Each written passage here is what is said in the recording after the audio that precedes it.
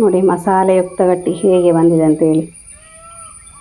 ನೋಡಿ ಹೇಗೆ ಕಟ್ಟಾಗ್ತದೆ ಅಂತೇಳಿ, ಭಾರಿ ಸ್ಮೂತಾಗಿ ಚೆನ್ನಾಗಿ ಬಂದಿದೆ.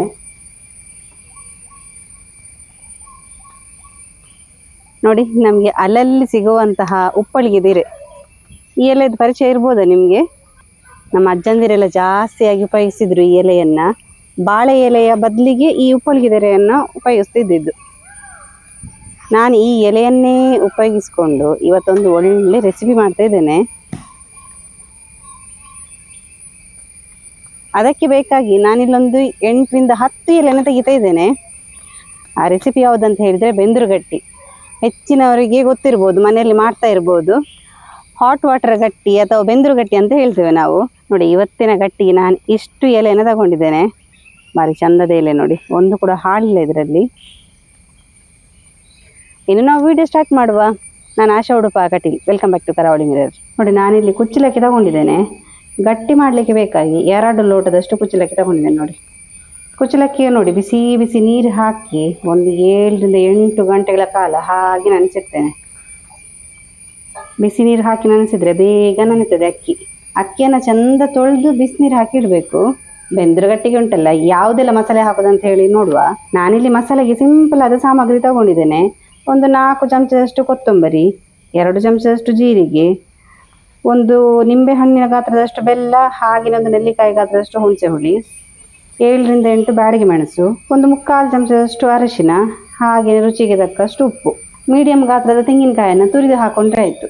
ಮಸಾಲೆಗೆ ಇಷ್ಟೇ ಹಾಕಲಿಕ್ಕೆ ಮತ್ತೇನು ಹಾಕಲಿಕ್ಕಿಲ್ಲ. ಇದನ್ನು ನುಣ್ಣಗೆ ರುಬ್ಬುವ. ಫಸ್ಟಿಗೆ ನಮ್ಮ ಬೆಂದ್ರುಗಟ್ಟಿಗೆ ಮಸಾಲೆಗೆ ಹಾಕೊಳ್ಳುವಂತಹ ಸಾಮಗ್ರಿ ಎಲ್ಲ ಫಸ್ಟಿಗೆ ರುಬ್ಬಿಕೊಳ್ಬೇಕು. ಲಾಸ್ಟಿಗೆ ನಾವು ಅಕ್ಕಿಯನ್ನು ನೆನೆಸಿಟ್ಟಿದ್ದೇವಲ್ಲ ಅದನ್ನು ಹಾಕಿ ರುಬ್ಬಬೇಕು. ಕೊತ್ತಂಬರಿಯನ್ನು ಹಾಕೊಳ್ಳುವ. ಹಾಗೆ ನಾವು ತೆಗೆದಿಟ್ಟಂತಹ ಮಸಾಲೆ ಸಾಮಗ್ರಿಗಳನ್ನೆಲ್ಲ ಹಾಕೊಳ್ಳುವ. ಹುಳಿ, ಹಾಗೆಯೇ ಬೆಲ್ಲ, ಅರಶಿನ, ರುಚಿಗೆ ತಕ್ಕಷ್ಟು ಉಪ್ಪು.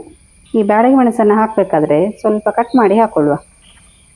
ಒಂದು 2 ಕಟ್ ಮಾಡಿದರೆ ಸಾಕು. ಒಂದು ಅರ್ಧ ಲೋಟದಷ್ಟು ನೀರು ಹಾಕುವ, ತುಂಬ ನೀರು ಹಾಕೋದು ಬೇಡ. ಮಸಾಲೆನ ಇಷ್ಟು ನುಣ್ಣಗೆ ರುಬ್ಬಿದ ಮೇಲೆ ಇದಕ್ಕೆ ನಾವು ಅಕ್ಕಿಯನ್ನು ಸೇರಿಸಬೇಕು. ಚಂದ ನೆಂದಿದೆ. ಈ ಥರ ಚಂದ ನೆಂದರೆ ನೀರೆಲ್ಲ ತುಂಬ ಹಾಕಬೇಕಂತ ಇಲ್ಲ. ಮಸಾಲೆನ ಇಷ್ಟು ಸಣ್ಣಗೆ ರುಬ್ಬಿಕೊಳ್ಬೇಕು. ಇನ್ನು ಉಪ್ಪಳಿಗೆ ಎಲೆಯಲ್ಲಿ ಹಾಕುವ. ತುಂಬ ನೀರು ಮಾಡಿಲ್ಲ ನೋಡಿ, ಗಟ್ಟಿ ಗಟ್ಟಿದೆ ಮಸಾಲೆ. ನೋಡಿ ಮಸಾಲೆನ ಸ್ವಲ್ಪ ಈ ಥರ ಮಾಡಿಕೊಂಡು ಎಲೆಗೆ ಹಾಕುವ. ಯಾವ ಸೈಜಿಗೆ ಬೇಕು ಆ ಸೈಜಿಗೆ ಹಾಕೊಂಡ್ರೆ ಆಯಿತು. ನೋಡಿ ಈ ಥರ ಸ್ವಲ್ಪ ರೌಂಡ್ ಇಟ್ಕೊಂಡು ಸ್ವಲ್ಪ ಚಟ್ಟೆ ಮಾಡುವ. ನಮ್ಮ ಗಟ್ಟಿ ಕೂಡ ಇದೇ ಶೇಪಿಗೆ ಬರ್ತದೆ. ಹಾಗೆ ಮುಚ್ಚಿಡುವ. 4 ಕಡೆಯಲ್ಲಿ ಎಲೆಯನ್ನು ಲಾಕ್ ಮಾಡ್ಕೋಬೇಕು.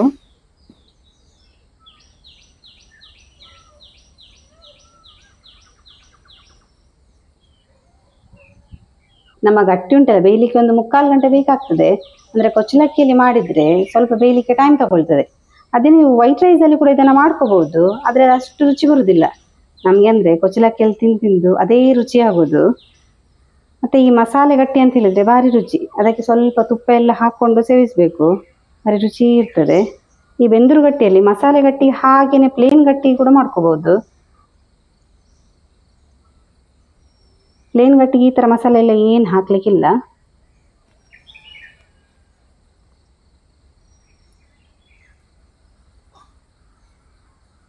ಬೆಂದ್ರುಗಟ್ಟಿ ಅಂತ ಹೇಳಿದರೆ ನಮ್ಮ ಟ್ರೆಡಿಷನಲ್ ರೆಸಿಪಿ ಆಯಿತಾ. ನಮ್ಮ ಅಜ್ಜಿಯಂದಿರೆಲ್ಲ ಮಾಡ್ತಾಯಿದ್ರು. ಅಂದರೆ ಮೊದಲೆಲ್ಲ ತುಂಬ, ಇವಾಗ ಬಗೆ ಬಗೆಯ ತಿಂಡಿರಲಿಲ್ಲ. ಖಾಲಿ ಒಂದು ಕೊಚ್ಚಲಕ್ಕಿ ಅಥವಾ ಈ ಬೆಳ್ತಿಗೆ ಅಕ್ಕಿ ಎರಡನ್ನು ಉಪಯೋಗಿಸ್ಕೊಂಡು ಖಾಲಿ ಒಂದು ಸ್ವಲ್ಪ ತೆಂಗಿನಕಾಯಿ ಉಪ್ಪು ಹಾಕಿ ಅದನ್ನು ಬೇಯಿಸ್ಲಿಕ್ಕೆ ಇಟ್ಟರೆ ಆಯಿತು. ಅದು ಪೊಟ್ಟುಗಟ್ಟಿ ಅಂತ ಹೇಳ್ತಾರೆ. ನಾನಿವತ್ತು ಮಾಡಿದ್ದು ಮಸಾಲೆ ಬೆಂದ್ರುಗಟ್ಟಿ. ಅದಕ್ಕೆ ಸ್ವಲ್ಪ ಎಲ್ಲ ಮಸಾಲೆ ಎಲ್ಲ ಹಾಕಿದೆ. ಅದು ಹಾಕಿದರೆ ಸ್ವಲ್ಪ ಟೇಸ್ಟ್ ಚೆನ್ನಾಗಿರ್ತದೆ ಮತ್ತು ಸ್ವಲ್ಪ ಡಿಫ್ರೆಂಟ್ ಆಗಿರ್ತದೆ ಅಂತ ಹೇಳಿ. ಹಾಗೆ ಈ ರೆಸಿಪಿ ತುಂಬಾ ಟ್ರೆಡಿಷನಲ್, ಹೆಚ್ಚಿನವರಿಗೆ ಗೊತ್ತಿರ್ತದೆ. ಅಂದರೆ ಪೊಟ್ಟುಗಟ್ಟಿ ಗೊತ್ತಿರ್ತದೆ. ನಾನಿವತ್ತು ಬೆಂದ್ರುಗಟ್ಟಿ ಅಂತ ಹೇಳಿದ್ದು ಸ್ವಲ್ಪ ಮಸಾಲೆ ಹಾಕಿದ ಗಟ್ಟಿ, ಸ್ವಲ್ಪ ಡಿಫ್ರೆಂಟ್ ಆಗಿರ್ತದೆ. ಅದನ್ನು ಕೂಡ ಒಂದ್ಸಲ ಟ್ರೈ ಮಾಡಿ ನೋಡಿ, ಭಾರಿ ಸೂಪರ್ ಆಗಿರ್ತದೆ. ಅದಕ್ಕೆ ಚಟ್ನಿ, ಸಾಂಬಾರು ಏನು ಕೂಡ ಕಾಂಬಿನೇಷನ್ ಮಾಡ್ಕೋಬೋದು. ಅಥವಾ ಖಾಲಿ ತುಪ್ಪ ಹಾಕಿ ಅದನ್ನು ತಿನ್ಬೋದು. ಅಂದರೆ ಮಸಾಲೆ ಎಲ್ಲ ಫಸ್ಟಿಗೆ ಹಾಕಿರ್ತೇವೆ ನೋಡಿ, ಸ್ವಲ್ಪ ತುಪ್ಪ ಹಾಕಿ ತಿಂದರೆ ಭಾರಿ ರುಚಿ ಇರ್ತದೆ. ವಾಹ್, ಚಂದ ಬೆಂದಿದೆ. ಎಲೆಯ ಕಲರೆಲ್ಲ ನೋಡಿ ಅಂತ ಈ ಥರ ಆಗಬೇಕು.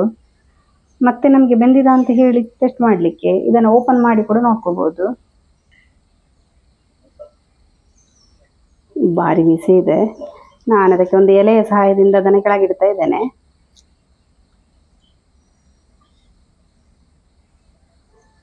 ನೋಡಿ ಮಸಾಲೆಯುಕ್ತ ಗಟ್ಟಿ ಹೇಗೆ ಬಂದಿದೆ ಅಂತೇಳಿ. ಎಲೆಯಿಂದೆಲ್ಲ ಬಿಟ್ಟು ಬರ್ತದೆ, ಭಾರಿ ಚಂದ ಕಾಣ್ತಾ ಉಂಟು ನೋಡಿ.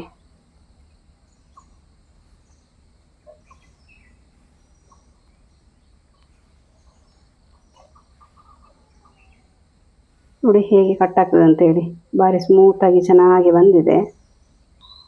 ಸಾಂಪ್ರದಾಯಿಕ ತಿಂಡಿ ನೋಡಿ, ನಮ್ಮ ಅಜ್ಜಿಯಂದಿರೆಲ್ಲ ಮಾಡ್ತಾಯಿದ್ರು. ಈ ಮಸಾಲೆ ಎಲ್ಲ ನಾರ್ಮಲ್ ಮಸಾಲೆ, ಅಂದರೆ ಬೇರೆ ಈ ಅರಕು ದಡ್ಡೆಗೆಲ್ಲ ಹಾಕ್ತೇವೆ ನೋಡಿ, ಅದೇ ಮಸಾಲೆಯನ್ನು ನಾನು ಇಲ್ಲಿ ಹಾಕಿದ್ದೇನೆ.